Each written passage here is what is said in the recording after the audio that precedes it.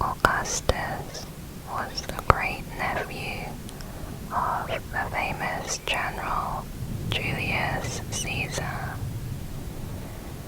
Julius was assassinated in 44 BC. He had no legitimate living children, so in his will, he named 19-year-old Augustus as his main heir, and also adopted him posthumously. As a result, Augustus inherited Caesar's name, his estate, and the loyalty of his armies.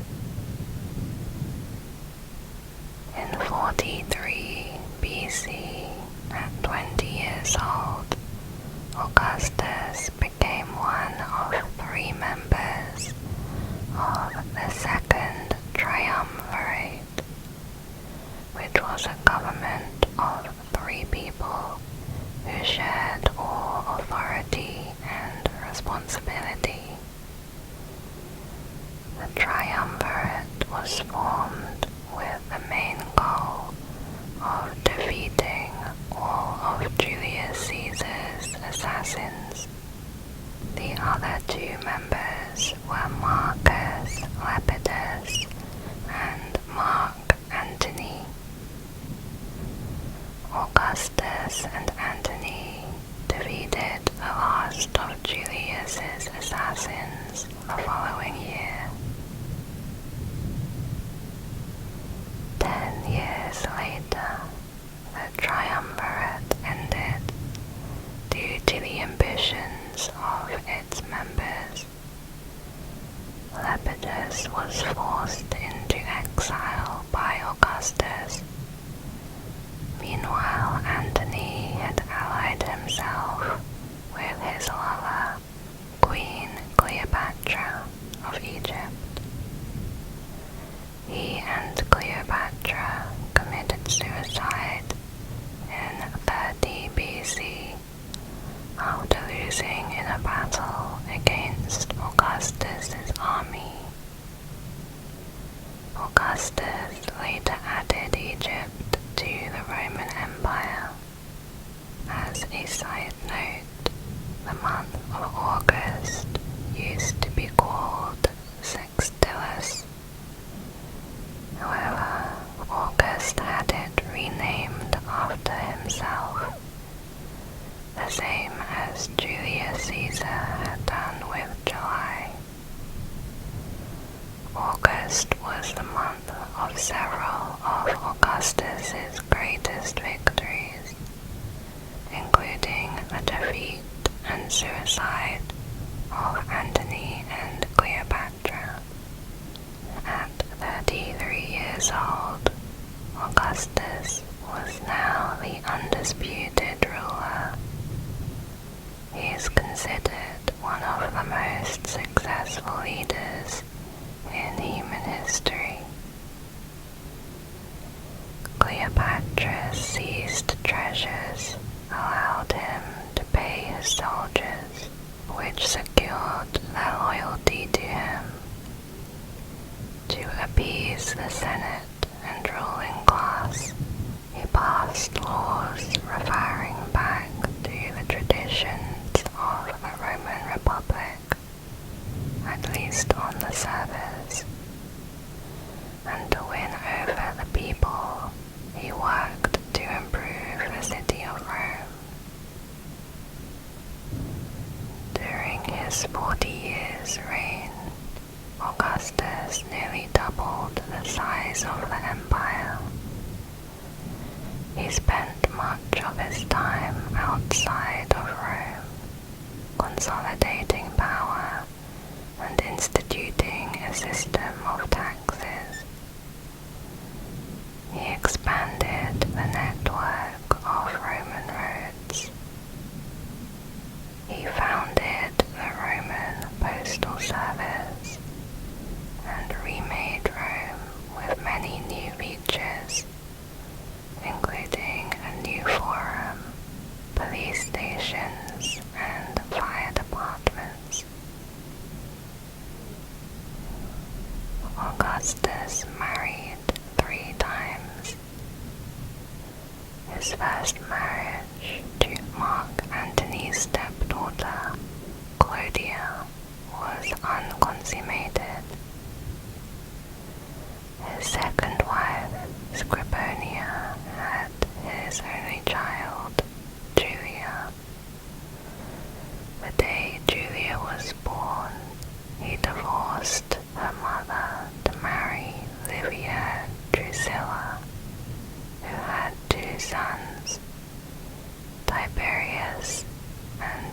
Drusus from her first husband.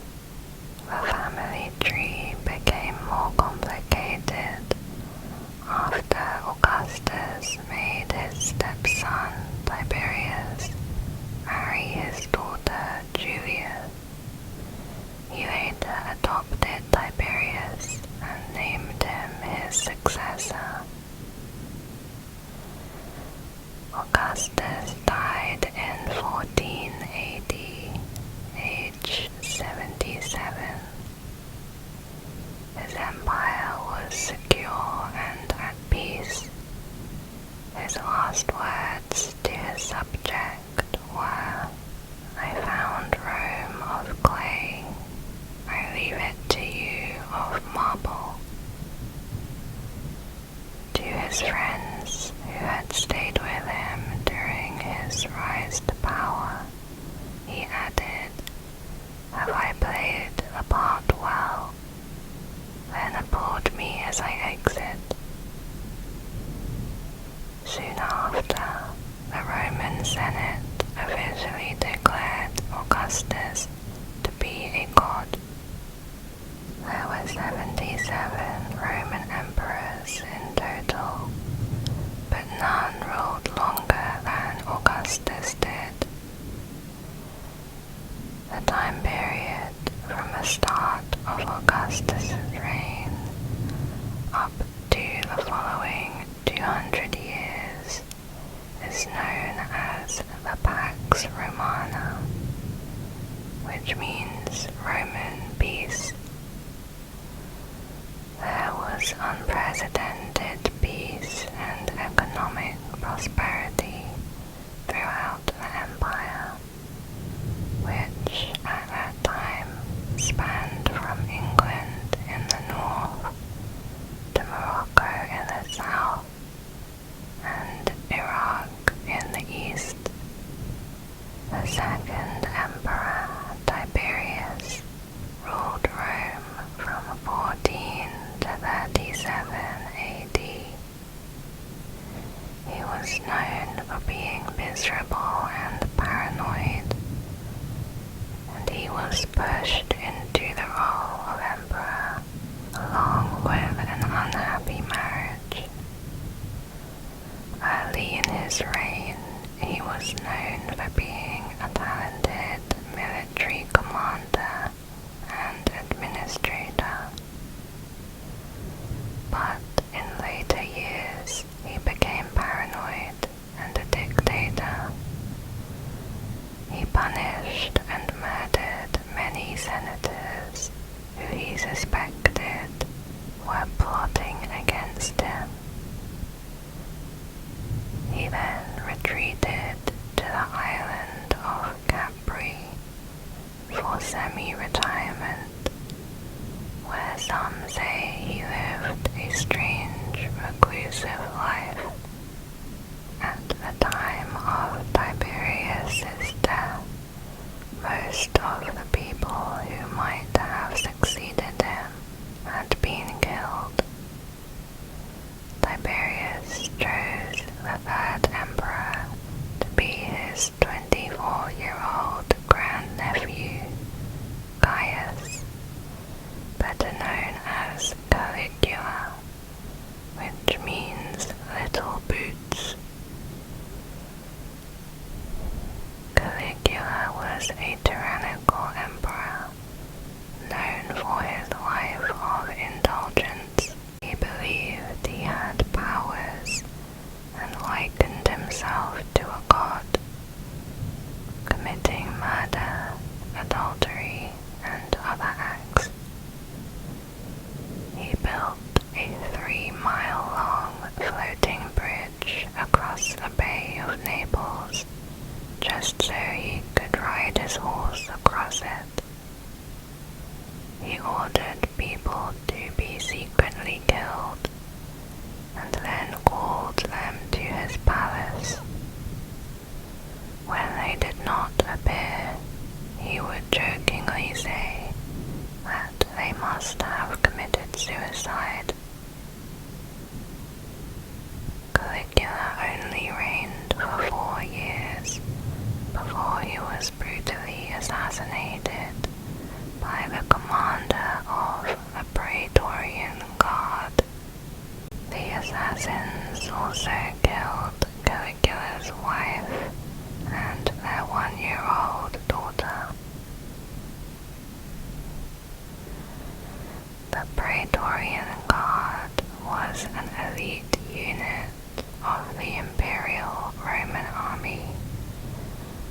served as personal bodyguards and intelligence agents. The first emperor, Augustus, designated the Praetorians as his personal security escort. The Praetorians were tasked with protecting the Roman emperor, but they were also the single biggest threat to his life. They played a major role in the webs of deceit, and they were often willing to kill and install new emperors when tempted by promises of money and power. They benefited from several advantages due to their close proximity with the emperor, since the Praetorians were the only ones allowed to bear arms in the center of Rome, the area called the Pomerium. The first attempted overthrow was by Lucius Aelius Sejanus, who was the commander of the Praetorian Guard under Emperor Tiberius, the second emperor. After Emperor Tiberius retired to the island of Capri, Sejanus gradually took control. He began to consolidate his power by removing those who opposed him. However, Tiberius later received information that Sejanus was planning to overthrow him. Sejanus was executed, and the Praetorian Guard was purged of his followers. Initially, the Praetorian Guard were soldiers who had already served in the Roman army and had distinguished themselves in battle. They were selected by the commander or the emperor himself, and their loyalty was considered most important. As the Praetorian Guard grew, the selection process became more structured, and guards were chosen from the best soldiers in the Roman army. Loyalty was less important. In the later periods, they became more political. Fewer of them had military experience, and they focused more on manipulating internal politics.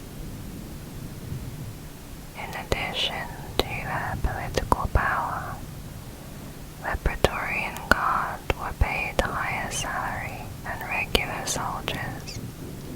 They had better living quarters and were given better food and equipment. The fourth emperor, Claudius, was the son of a prominent political family.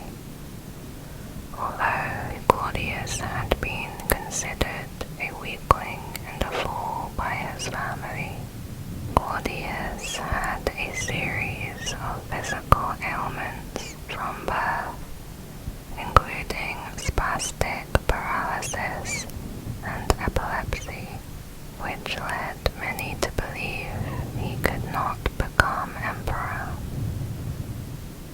His family kept him hidden away, but during that time of isolation, Claudius became a scholar and an expert in history and government. The Praetorian Guard declared him as emperor. Claudius was not paranoid like his uncle Tiberius, and not insane like his nephew Caligula. Therefore he ran the empire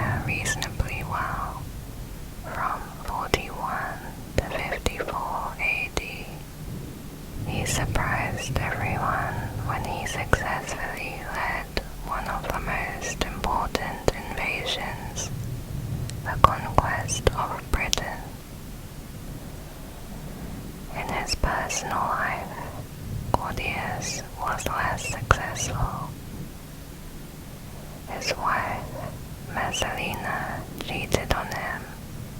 When he found out, he had her executed and married his niece, Agrippina the Younger. She, along with several others, held an excessive amount of power over him. There are conflicting accounts about his death, but Agrippina may have poisoned him. The death of Claudius paved the way for Agrippina's own son, 17-year-old Lucius Domitius Nero, the fifth emperor. Society and classes. Sitting at the top of Roman society were of course the emperor and his family. They enjoyed wealth, power, and privilege, but these perks came at the price of dangerous power struggles. The emperor and his family lived a luxurious lifestyle. They stayed at the best villas, ate the finest foods, and dressed in only the most magnificent clothes. The emperor's family could spend their days enjoying their favorite pastimes, such as music, poetry, hunting, and horse racing. As we have seen, the succession to the throne was not strictly hereditary. The throne could pass to brothers, stepsons, even favored courtiers. But any heir had to be approved by the Senate. As a result, royal palaces were constantly filled with political intrigue, meaning that secret plans were always forming in order to harm or deceive others. Potential heirs and their families always needed to be pushing their name, making their claim, and hustling for positions. They would have to keep an eye on their rivals for the throne, including members of their own family, and they would need to keep tabs on the many political factions within the Senate. Ultimately, to secure the throne would often require betrayal, backstabbing, and murder. It made for a very stressful life, in which only the strongest survived. Patricians, ranked just below the emperor, were known as the patricians, who were the ruling upper classes.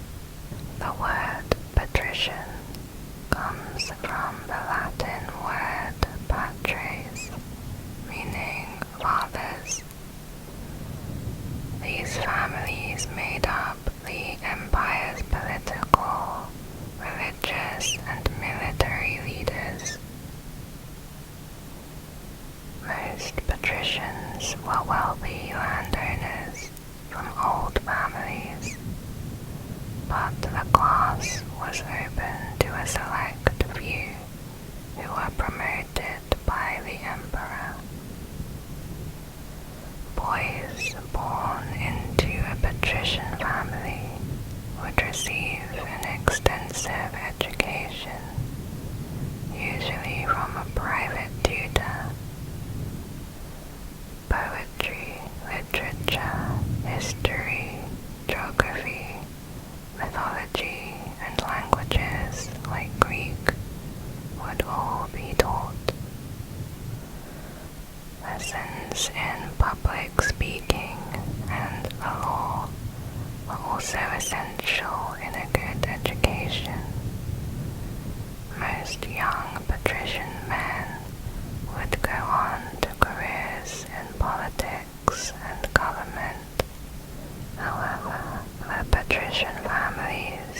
also expected to help continue the ancient priesthood. The patrician class enjoyed some privileges. Its members were excused from some military duties, and only patricians could become emperor. But this carried its own dangers. They could find themselves becoming involved in palace politics. If they ended up on the losing side, they could easily lose their home, their land, and even their lives. Besides this, however, members of both royal and patrician families faced little work or real responsibility. They were blessed with a relatively easy life compared to the other inhabitants of Rome. Senator class. During the beginning of the empire in the 1st century, the Senate consisted of 600 men. Most were either sons of senators or were quaestors, which were junior magistrates at the lowest rung on the government ladder.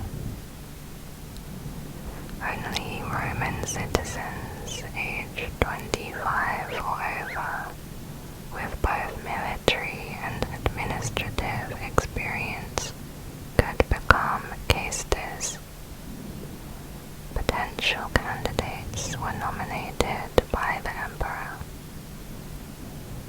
Once elected, an ambitious senator would progress through the different ranks of magistrate. These included quaestorship, aedileship, praetorship, and finally the consulship. In addition to their political and judicial powers, senators had special privileges. They alone could hold the highest official offices and judgeships in criminal and civil courts. Senators enjoyed reserved seating at public ceremonies and games, and they had the exclusive honor of wearing a purple-striped toga called the latus clavus. In 27 BC, to keep the Senate happy, Emperor Augustus claimed he had restored the Republic, but in reality, Rome was governed by a dynastic monarchy, and the real power was held by the emperor. Augustus pretended that he valued the traditional republican institutions because he realized it was politically important to ensure the Senate kept some prestige. Augustus stipulated that senators had to have property worth 1 million coins. Senators were also not allowed to become directly involved in business where there may be a conflict of interest. Because they were also unpaid, this meant only a few could afford to become involved in politics.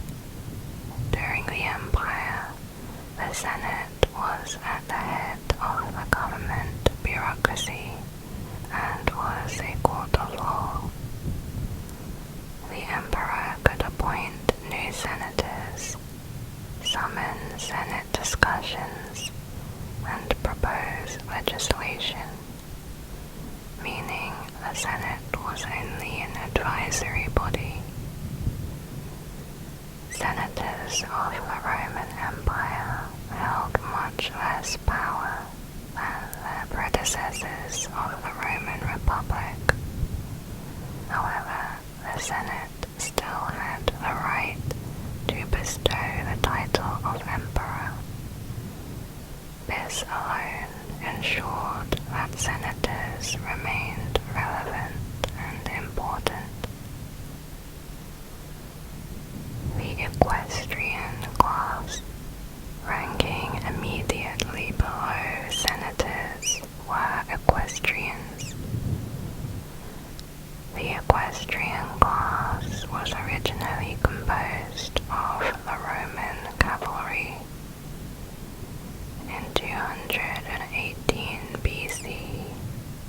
equestrians took on more commercial roles when senators could no longer be involved in business. They became an important resource whose work ensured the smooth running of the Roman Empire. As a result, many of those in the equestrian class became wealthy businessmen. They were tax collectors, bankers, miners and exporters, and contractors who built roads and aqueducts. Emperor Augustus recognized the importance of the equestrians. He reorganized them into a military class and encouraged others to join. This allowed Roman citizens of any social level to become equestrians as long as they were of good reputation, in good health, and owned at least 400,000 coins. Their business background made them particularly suited for positions in the financial administration of the provinces. Over the following decades, the number of equestrians increased dramatically until there were thousands throughout the empire. By the time of the fourth emperor, Claudius, equestrians could expect a good career. After serving in the army as an officer, a potential equestrian might become a procurator, which was an agent of the emperor. He could then become a prefect or a government administrator. Equestrians could also rise to the rank of senator. The sons of senators were automatically classified as equestrians until they had gained the necessary experience and age. Because equestrians did not have to be Roman or Italian by birth, it opened up the positions of senators to non-Italians.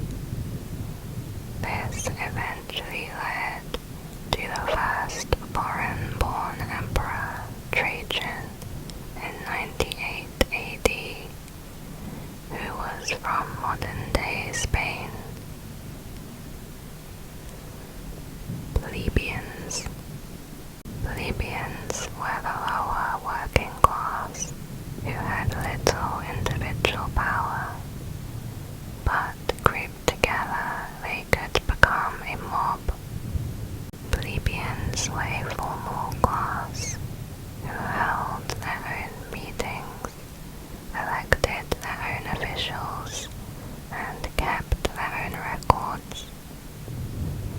The class was made up of all free Roman citizens who were not members of the patrician, senatorial, or equestrian classes.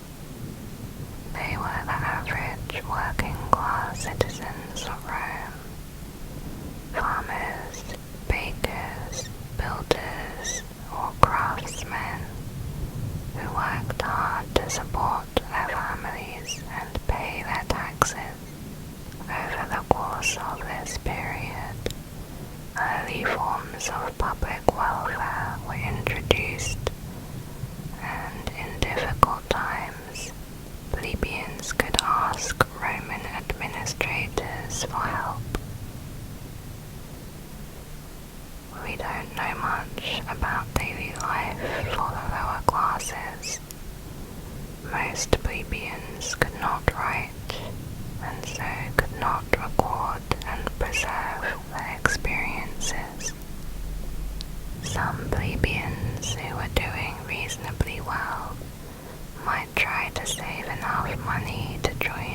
equestrian class. But for many, life was a daily struggle. In bad times, or during political unrest, there was always the chance of the plebeian mob rioting and rebelling against the upper classes. Emperor Augustus was well aware of this risk and was keen to keep the poorest plebeians happy enough so that they would not riot. He began a system of state bribery, nicknamed bread and circuses. Free grain and controlled food prices meant the plebeians could not starve, while free entertainment like chariot races and gladiators meant that they would not get bored. Slaves and freedmen. Slavery in ancient Rome was not based on race, but like modern slavery, it was abusive and degrading. Most slaves in the Roman Empire were foreigners, who might include prisoners of war, sailors who were captured and sold by pirates, or slaves bought outside Roman territory. In difficult times, it was not uncommon for desperate Roman citizens to raise money by selling their own children into slavery. The slaves and their families were the properties of their owners, who could sell or rent them out at any time. Their lives were harsh. They were often whipped, branded, or mistreated. Their owners could kill them for any reason and would face no punishment. Although Romans accepted slavery as the norm, some people, like the philosopher Seneca, argued that slaves should at least be treated fairly. Slaves worked everywhere, in private households, in mines and factories, and on farms. They also worked for city governments on engineering projects such as roads, aqueducts, and buildings. As a result, they merged easily into the population.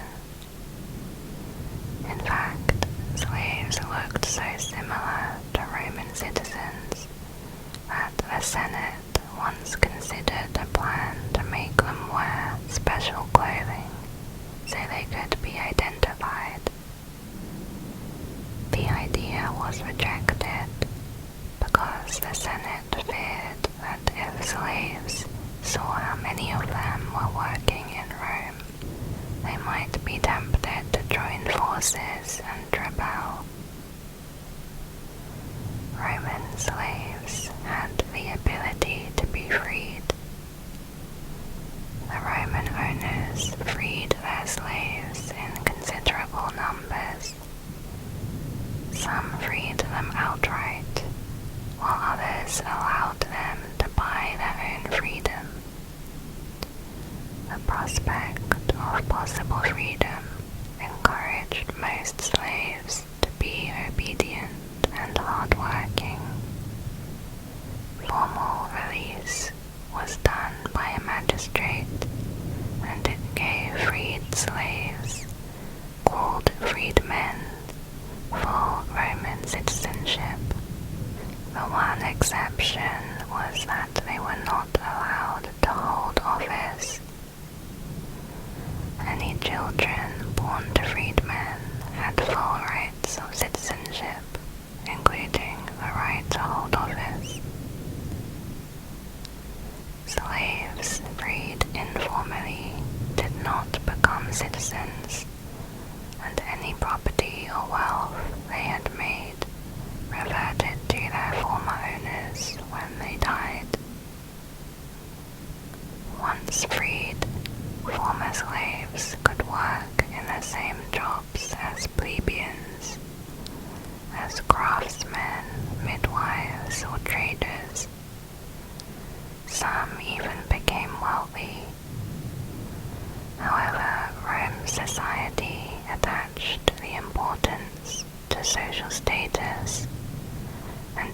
successful freedmen found it hard to overcome the stigma of slavery.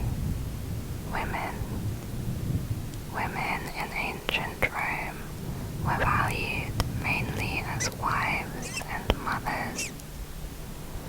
Although some were allowed more freedom than others, there was always a limit, even for the daughter of an emperor. Not much is known about women in the Roman Empire.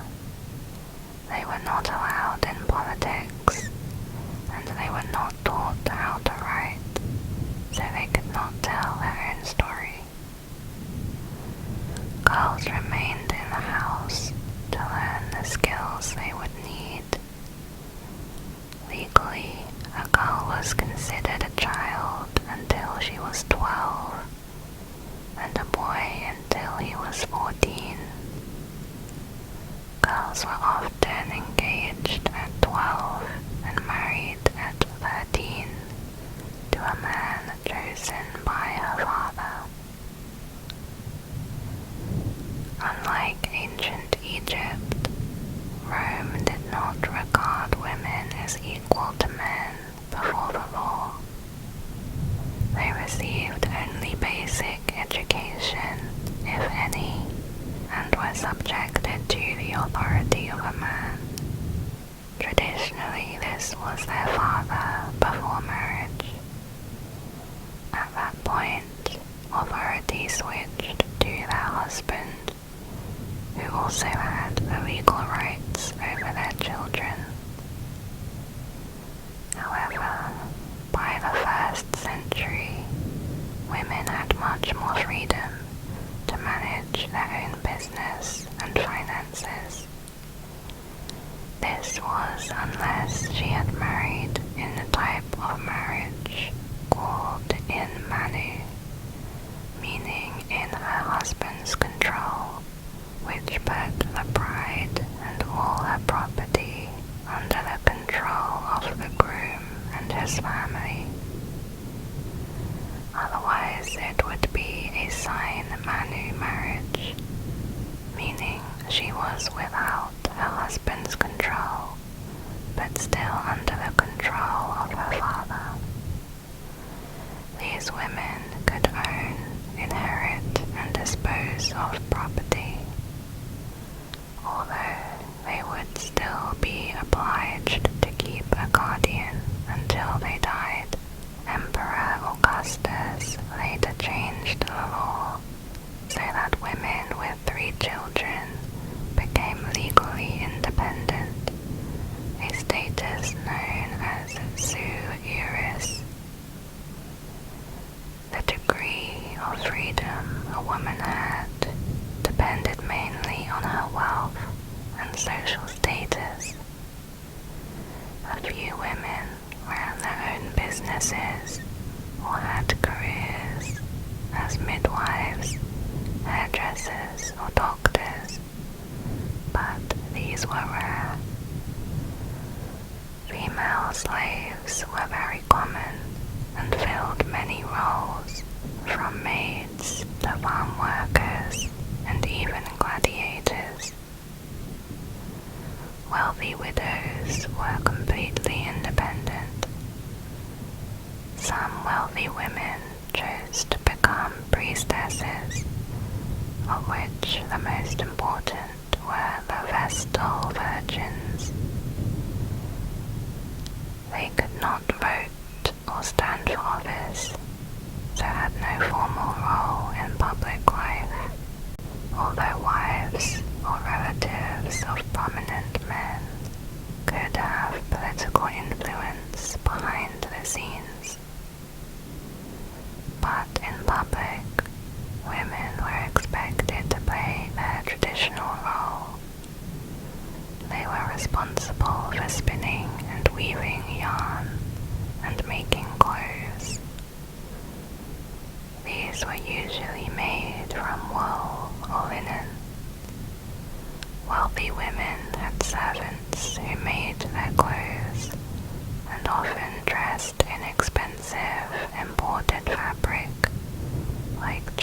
silk or Indian cotton.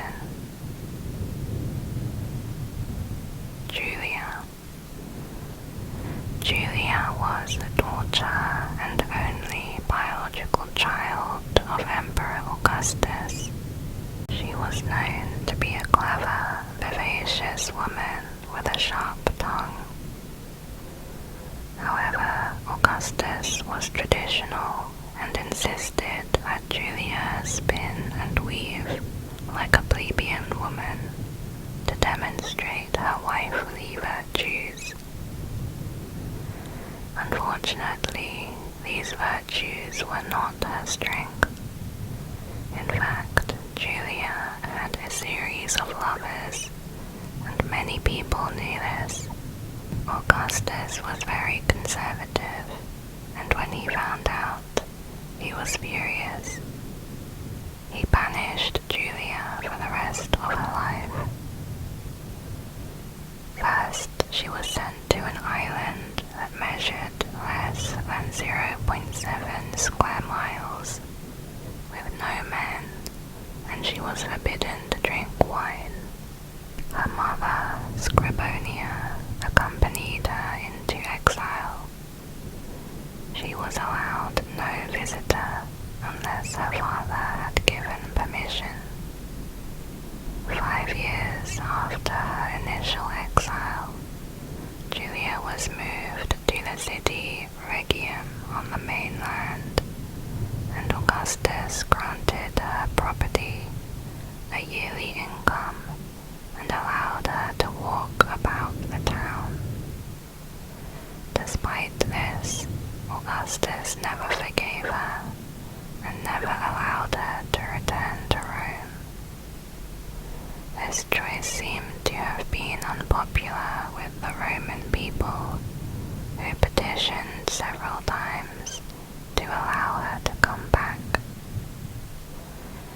It is thought that her husband, Tiberius, had a direct role in her death by imprisoning her until she died, either from illness or starvation. Roman soldiers. The Roman Empire was created and controlled by its soldiers. At the core of the army were its legions. When Emperor Augustus came to power, the army contained 60 legions.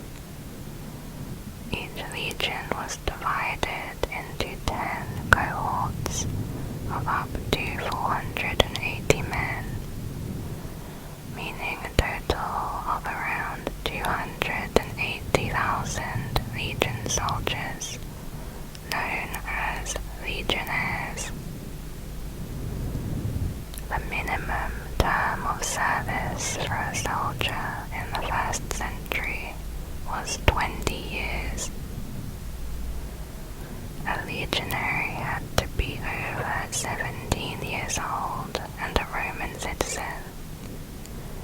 Every recruit had to be fit enough to fight and at least 5'7".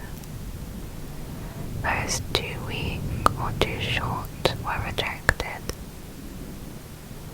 Legion training lasted 4 months, beginning with marching.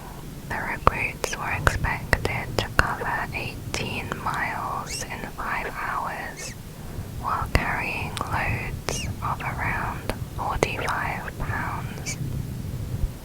This was to teach them how to maintain their positions over difficult ground when advancing while being attacked with projectiles or while changing formations. Combat training began with sparring against a wooden post, using a wooden sword and shield that were twice as heavy as their real counterparts. This would make their actual weapons easier to handle. Later, they would fight each other one-on-one, and sometimes they would spar with gladiators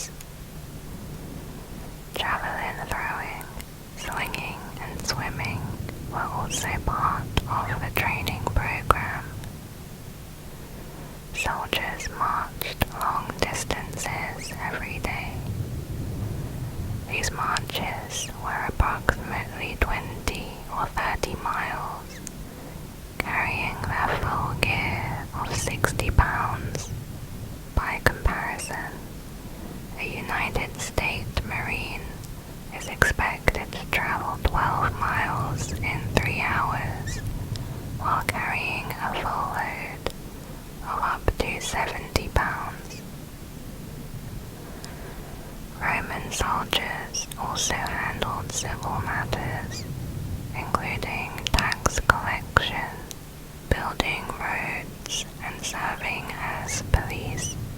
For the first 200 years of the Roman Empire, it was illegal for soldiers to marry. Despite this law, there were some people higher up in the chain of command who felt they were exempt. When they retired, every legionnaire was entitled to a plot of land to farm. Soldiers looked forward to this generous reward for their loyal service. However, Rome was not always able to honor the promise of land, in which cases there would be mutinies. Discipline was rigorously enforced, usually by the centurions, who each led their own group of 80 soldiers. Minor rule breaking was likely to result in a beating, while more serious violations were subject to the death penalty. An example was sleeping while on sentry duty, where they would be stationed to stand guard and prevent the access of unauthorized people. The soldier would be beaten to death with a cudgel or club by the men whose lives they had endangered. The most famous punishment for larger acts of desertion, cowardice, or insubordination was decimation, which literally meant removal of a tenth. A group of legionaries subjected to decimation would be made to draw lots. Those that drew the short straws would be put to death, usually by those who survived the lottery. The surviving 90% of men would be put on barley rations instead of wheat and made to sleep outside.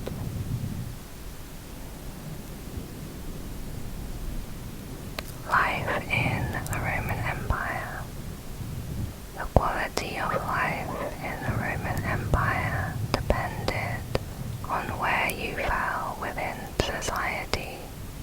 For wealthy Romans, life was good. They lived in huge, beautiful houses, often on the hills outside Rome, away from the noise and smell. They had an extravagant lifestyle with luxurious furniture, surrounded by servants and slaves to cater to their every need. Many would hold exclusive dinner parties and serve their guests exotic dishes.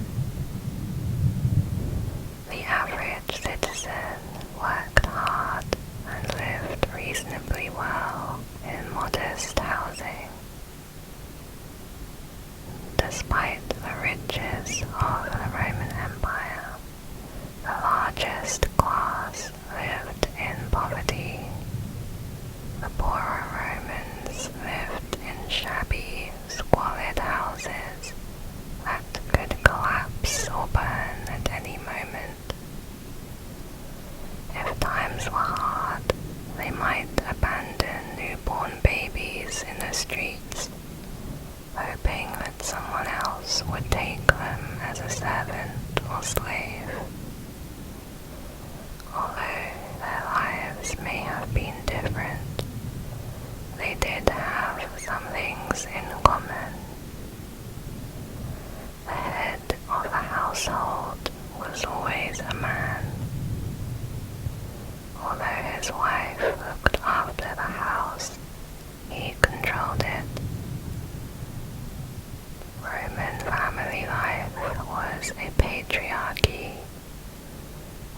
oldest male had considerable power over the rest of the family. The patriarch made all the major decisions for the family. He had the power to divorce his wife, or even kill her if she committed adultery. Roman children wore pendants called bullets, meaning bubble, around their necks. The wealthy wore bullets made of gold, while a typical plebeian bulla was leather. The patriarch also had the right to kill his own children. In fact, the patriarch routinely decided if a newborn baby would survive and be raised by the family. Depending on how many children the family already had and the gender of the child, the patriarch might choose to have the baby killed. Infanticide was a widespread problem in the empire, especially among baby girls. The Roman diet revolved around 3 Mediterranean staples: grain, grapes, and olives. Everyone in the Italian peninsula ate these foods daily. The grain was used to make bread, the grapes to make wine, and the olives to make olive oil. Bread made up the majority of many meals, especially for the poor.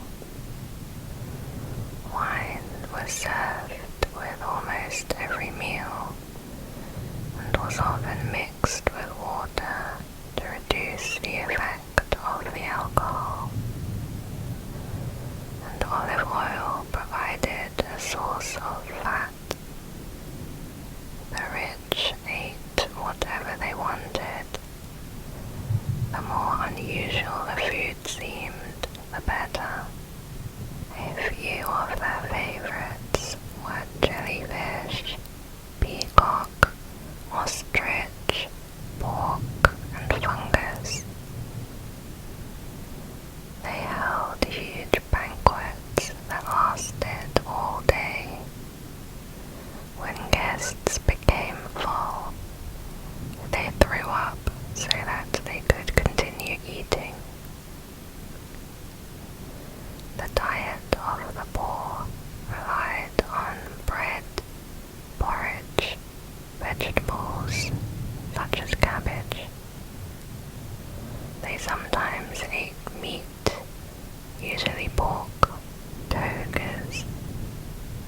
Although the toga is the item of clothing most associated with ancient Rome, not all Romans could wear it. Only citizens were allowed to wear togas.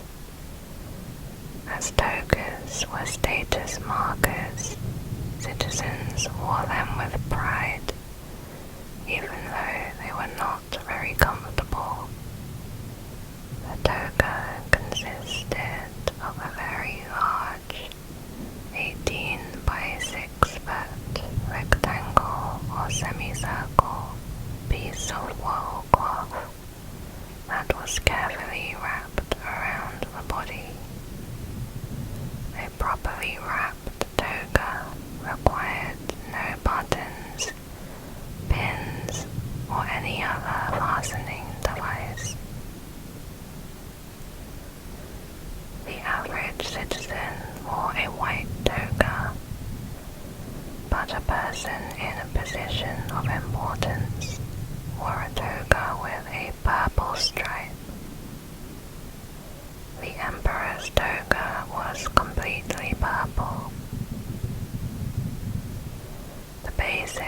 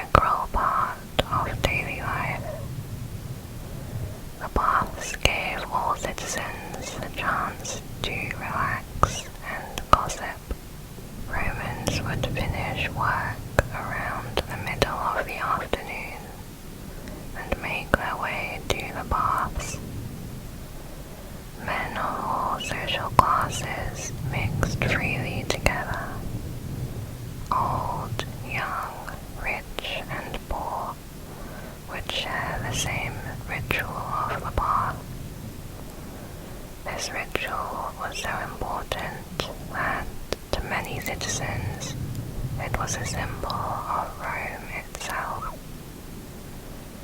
To Romans, the baths proved that they were cleaner and therefore better than other countries. As the Roman Empire spread across Europe, North Africa, and the Middle East, the baths rituals also followed, bringing daily civilization to millions of people. Most bath complexes were thermae, hot baths. These places included outdoor areas for exercise and sports. There were also food stands and attendants who offered many services. Inside the thermae were the actual baths, a series of heated rooms and pools. Many were carefully situated to make the most out of the heat of the sun. They were built to strict specifications. The water was heated in fiery furnaces underneath the raised floors of the baths. The resulting steam was channeled through special chambers under the floors and in the walls. This mechanism was very efficient, and many of the bath floors were too hot to walk on. Part of the ritual was visiting different rooms in a specific order. They would start at the apoditerium, or dressing room, where they would undress and leave their clothing, which would be watched over by a servant or slave. They would then visit the palaestra, or gymnasium, where they could exercise and have their body oiled by an attendant before entering the baths. Next was the frigidarium, or cold room, which contained a cold plunge bath. Then was the tepidarium, a warm room to recover. The final room was the caldarium, a hot steam room, which may also have a hot plunge bath, or labrum.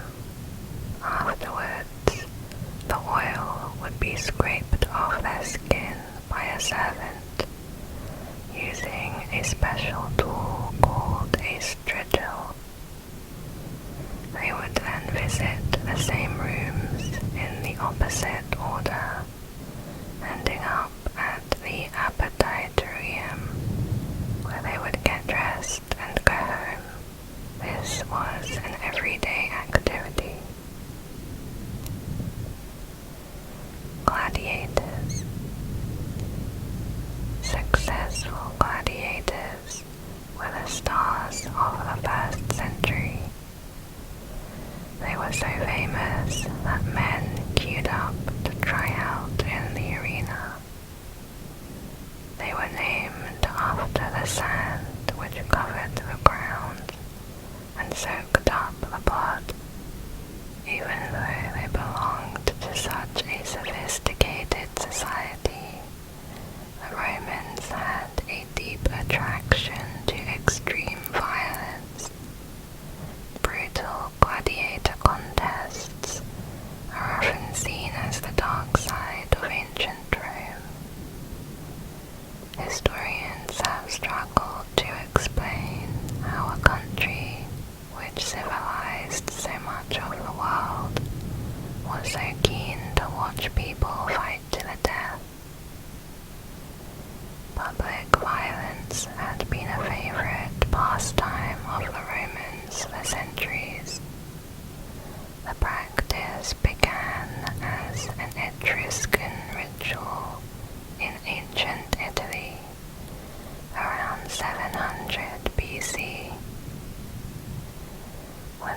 tribal chief died in this ritual, his warriors would make a blood sacrifice to his spirit by fighting to the death by his tomb.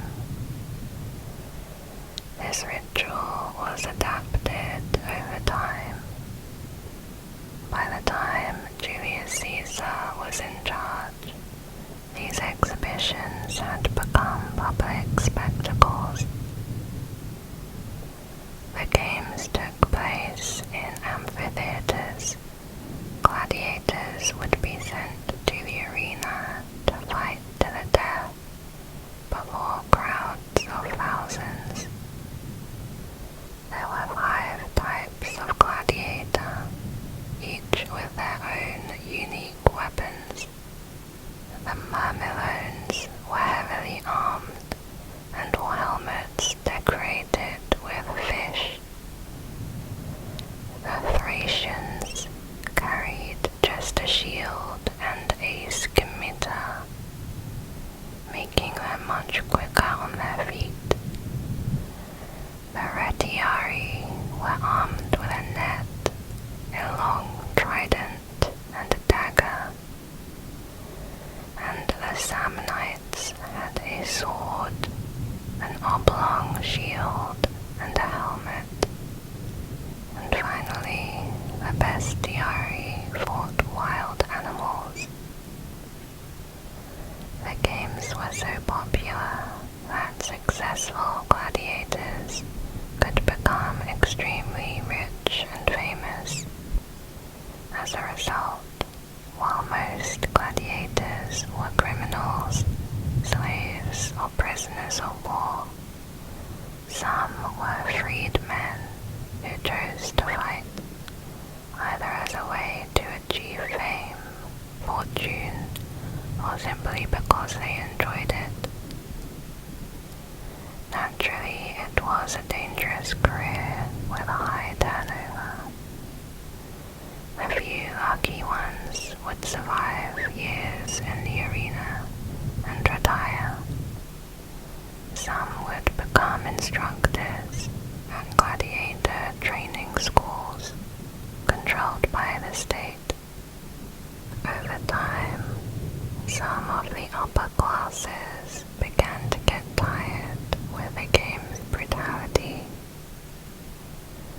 In a letter to a friend, the philosopher Seneca criticized the enthusiasm for gladiators and advised his friends not to attend. Despite this, the popularity of the games continued, and along with chariot races, would form the backbone of public entertainment for many more centuries. Chariot races, although less violent than the gladiators, chariot racing was still an extreme and dangerous sport where drivers could die. Chariot races took place in the Circus Maximus, a huge oval-shaped stadium that could seat nearly 200,000 spectators. The stadium had 2 long parallel sides and 1 rounded end with seating all around. The other end was filled with stables and starting boxes. Down the center ran a low wall, or spina, which contained decorative sculptures that would be tilted to let spectators know how many laps had been completed. Races were rough and loud. They lasted 7 laps and would include up to 12 chariots at any one time. To be as fast as possible, the chariots had to be very light, which made them dangerous for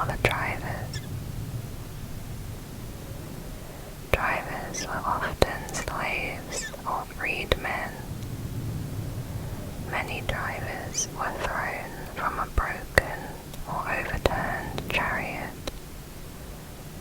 where they would then be trampled and killed by horses, or get caught in the reins and dragged to their death. Chariot racing was very expensive. However, its popularity meant it was also very profitable. Over time, it became organized into an early form of show business. Chariots were sorted into 4 main teams: red, white, blue, and green. Each team had its own scouts for finding talented riders and horses, and each team had their own supporters.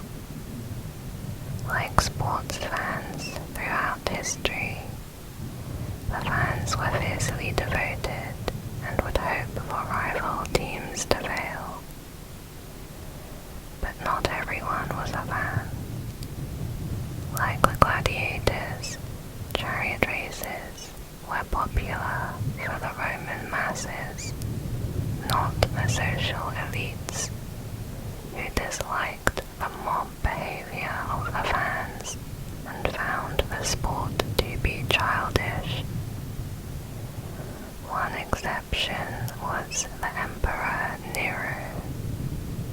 He was passionate about horses and even drove his own chariot.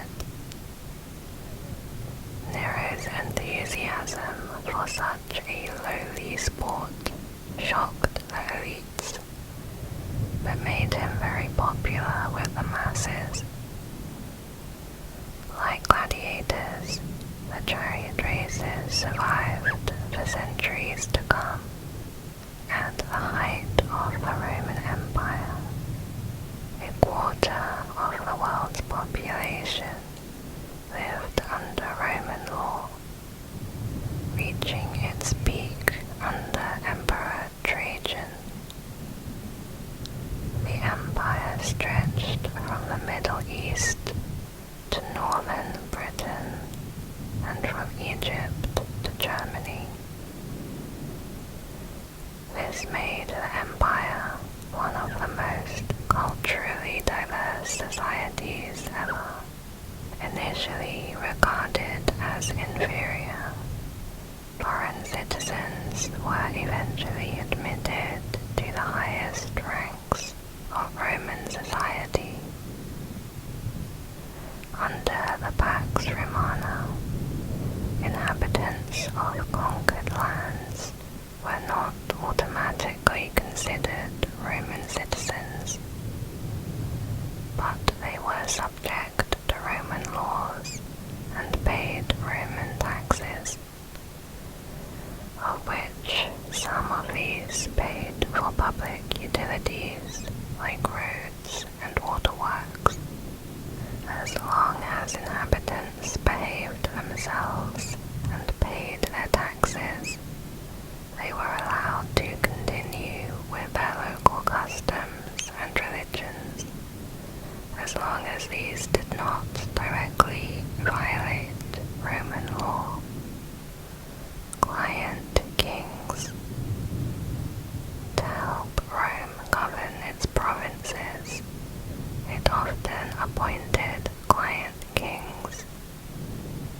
These kings would decide on local or religious matters that did not require Roman input. This arrangement did not always work. For instance, the head of the Iceni tribe in Britain was a client king, but after his death, his wife Boudica led a rebellion that almost defeated the Romans in Britain. The trial of Jesus shows how client kings worked. Jesus was first brought before Pontius Pilate, the Roman governor of charges of treason, a crime under Roman law. After hearing the evidence, Pilate found no proof of treason. He considered the case to be a religious dispute and passed it to a client king named Herod.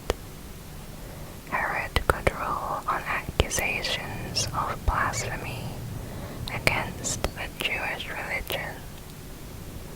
However, the death sentence could only be used under Roman law, so Herod passed this verdict back to Pilate, who then ordered Jesus' crucifixion. A major change in the Pax Romana came under the rule of Emperor Claudius. For a long time, the Senate had resisted new blood among its membership, especially foreign blood. Claudius was much more prepared to allow conquered foreigners to become Roman citizens. In 48 AD, he took this a step further, arguing that men from Gaul, which was modern-day France, should be admitted to the Senate, claiming it was the smart and right thing to do. He was opposed by the senators, and one claimed that Claudius was determined to see all Greeks, Gauls, Spaniards, and Britons wearing the toga. In the end, Claudius won. It was an important move towards integrating the many countries of the empire.